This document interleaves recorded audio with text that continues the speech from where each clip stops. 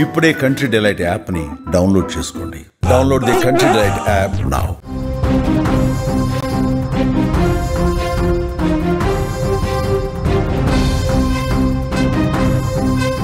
Breaking news చూస్తున్నాం. అమెరికాలో భారతీయ మహిళ కాల్చివేత. గుజరాతీ మహిళను దుండగుడు కాల్చి చంపేశాడు.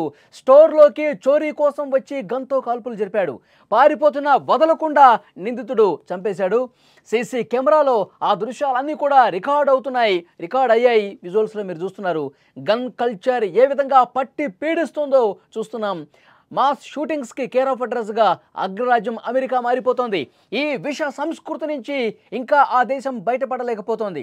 చేతిలో తుపాకులు పెట్టుకుని అమాయకుల్ని బలి తీసుకుంటున్నారు. తాజాగా ఓ అమెరికన్ జరిపిన కాల్పుల్లో భారతీయ మహిళ దుర్మరణం చెందింది. గుజరాత్కు చెందిన కిరణ్ పటేల్ అనే మహిళ సౌత్ కరోలినాలోని గ్యాస్ స్టేషన్ సమీపంలో ఒక స్టోర్ నిర్వహిస్తోంది. ఆ స్టోర్లోకి దుండగుడు ఎలా చొరబడ్డాడో మీరు స్క్రీన్ మీద చూస్తున్నారు. ఆమె కళ్ళలోకి ముందుగా టార్చ్ లైట్ వేశాడు. టార్చ్ లైట్ వేసి డబ్బులు ఇవ్వమని చెప్పి అడిగాడు. ఆమె డబ్బులు కూడా ఇచ్చింది. దుండగుడు ఆమెకి దగ్గరగా వస్తుంటే తన చేతిలో ఉన్న కవర్ని అతని మీద విసిరేసి ప్రాణాలు దక్కించుకోవడానికి బయటకు పరుగులు పెడుతుంది. అయినా వదలకుండా ఆమె వెంట పడిన నిందితుడు కాల్పులు జరిపాడు. 4 రౌండ్లు కాల్పులు జరపడంతో ఘటనా స్థలంలోనే ఆ మహిళ చనిపోయింది. కాల్పులు జరిపిన వ్యక్తి 21 సంవత్సరాల జేడాన్ మ్యాగ్గా గుర్తించారు.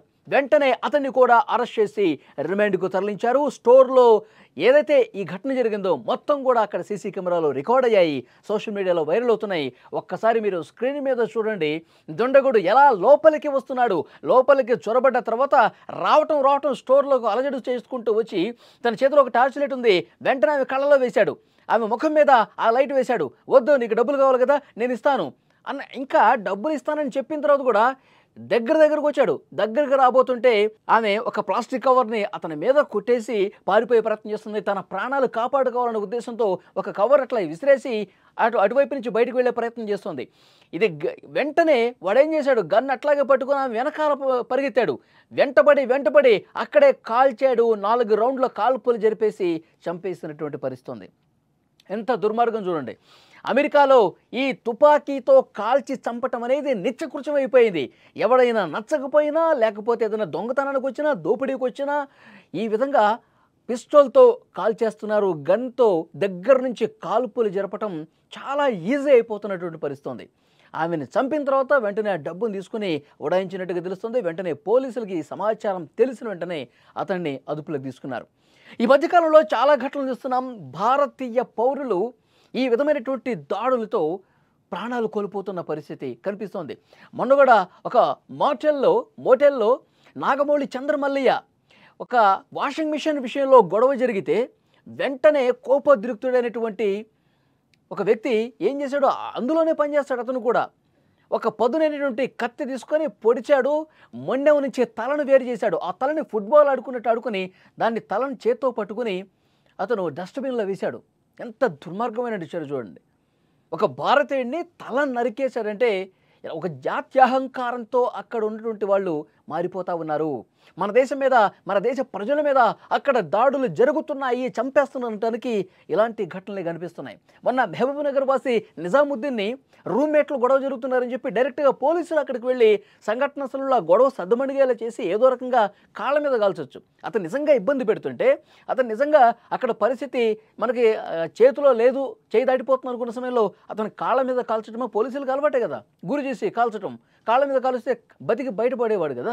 అలా కాకుండా డైరెక్ట్గా చంపేస్తున్న పరిస్థితి. పోలీసులు ఆ రోజు వ్యవహరించిన విధానం కూడా సరిగా లేదు. కేవలం భారతీయులు కాబట్టే, అదే అమెరికన్ దేశస్థుడైతే ఆ విధంగా ప్రాణాలు తీసేవాళ్ళ? ఇది చాలామంది క్వశ్చన్ చేసినటువంటి విషయం.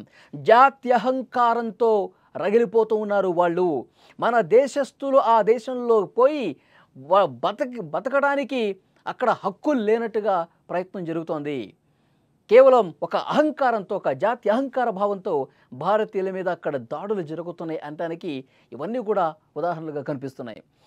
ఆ దేశ అధ్యక్షుడు కూడా చాలా దుర్మార్గంగా భారతదేశం మీద విషం చిమ్ముతూ భారతదేశ ప్రజల్ని ఇబ్బంది పెట్టే విధంగా నిర్ణయాలు తీసుకున్నాడు. భారత్ మీద అసూయతో, ఈర్ష్యతో రగిలిపోతున్నాడు. కాబట్టి అలాంటి నిర్ణయాలని అధ్యక్షుడిని చూసి అక్కడ ఉన్నవాళ్ళు పేట్రేగిపోతున్నారా అన్న అనుమానం కూడా కలుగుతోంది. ఈ మధ్యకాలంలో వరుసగా ఇలాంటి ఘటనలు జరుగుతున్నాయి. భారతీయుల మీద ఈ విధమైనటువంటి వికృత చేష్టలు, దాడులు పెరిగిపోతున్నాయి. భారతీయుల్ని చంపేస్తున్నటువంటి ఘటనలు జరుగుతున్నాయి. దీని మీద సీరియస్గా ఆలోచించాల్సిన విషయం కనిపిస్తోంది. మరోవైపు గన్ కల్చర్ అమెరికాలో ఎక్కువైపోయింది ఈ మధ్యకాలంలో. మన ఈ మధ్య చూసాము, ఒక స్కూల్లోకి ఒక గన్ తీసుకుని స్కూల్ క్లాస్ రూమ్ జరుగుతుండగానే ఆ క్లాస్మేటే గన్ తీసుకుపోయి తన తోటి విద్యార్థుల్ని, టీచర్ని కాల్ చేసినటువంటి ఘటనలు చూసాం మనం గతంలో. సో గన్ విష సంస్కృతి అనేది అక్కడ బాగా ఎక్కువగా ఉంది. ఎప్పుడు ఎవడొచ్చి దాడి చేస్తాడో, ఎవడొచ్చి చంపేస్తాడో కూడా తెలియని పరిస్థితుంది. ఒక్కసారి ఈ ఘటన చూడండి. ఆ స్టోర్లో ఆమె స్టోరు నిర్వహిస్తోంది, ఆమె పని ఆమె చేసుకుంటోంది. డబ్బులు కావాలంటే ఇస్తానని కూడా అన్నది. వెంటనే ముఖం మీద టార్చ్ వేశాడు. ఆ టార్చ్ వేసి ముఖం మీద కొట్టాడు. తర్వాత డబ్బులు ఇచ్చే ప్రయత్నం చేస్తుంటే వాడు ఇంకా దగ్గరకు వస్తున్నాడు. వీడు దగ్గరకు వస్తున్నాడు, నేను చెప్పిన మాట కూడా వింటలేదని చెప్పి తన చేతిలో ఉన్న కవర్ని ముఖం మీద వేసి తన ప్రాణాలు కాపాడుకుందామని చెప్పి అటు బయటికి వెళ్ళే ప్రయత్నం చేస్తుంటే ఆ దుండగుడు ఎంత దుర్మార్గంగా వెంటపడి గన్ను తీసుకుని దగ్గరికి వెళ్ళి 4 రౌండ్లు కాల్పులు జరిపి చంపేశాడండి. ఇంకా భద్రత ఎక్కడుంది? భారతీయులకి అమెరికాలో అసలు భద్రత ఉందా? ఇదొక పెద్ద క్వశ్చన్.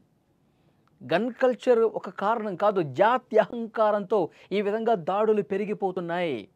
ముఖ్యంగా భారతీయుల మీద ఇలాంటి దాడులు ఎక్కువైపోతున్నాయి. మన పాలకులు చాలా సీరియస్గా దృష్టి పెట్టాల్సినటువంటి అంశం. చాలామంది నిపుణులు కూడా చెప్తా ఉన్నారు, మేధావులు కూడా చెప్తా ఉన్నారు. భారతీయులకు వ్యతిరేకమైనటువంటి నిర్ణయాలు ఒకవైపు జరుగుతున్నాయి, జాత్యహంకారంతో దాడులు మరోవైపు ఇంకా ఎక్కువ జరుగుతున్నాయి. దీని మీద సీరియస్గా ఫోకస్ చేయాల్సినటువంటి అవసరం ఉంది అని అంతర్జాతీయ విశ్లేషకులు, భారతీయ మేధావులు కూడా ప్రస్తుతం మాట్లాడుతున్నటువంటి పరిస్థితి ఉంది.